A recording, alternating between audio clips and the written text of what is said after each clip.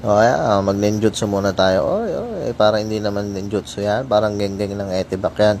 So, yung kaninang umaga, gagamitin sana namin yung motor para ihatid si Devin. Pero kasama ang palad, pina-absent ko siya kasi hindi gumagana yung motor. Ganon kami dito.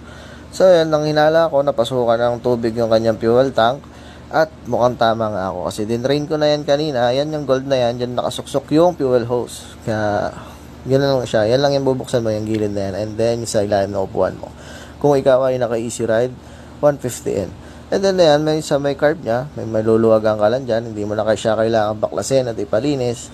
I-drain mo lang yan, luluwagan mo lang yan at mararamdaman mo may malamig sa paa mo kasi tumutulo na yung gas. Yun. Yan, luluwagan mo lang yan.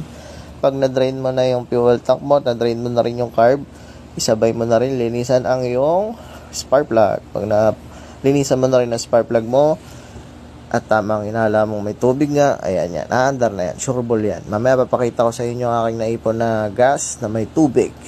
Ayan. Kung mangyari man sa inyo to, mga naka-easy ride 150N, hindi pa katapusan ng mundo, dalhin nyo siya sa pinakamalapit na pet shop para magamot ang inyong kapitbahay. Maraming salamat po sa inyong lahat.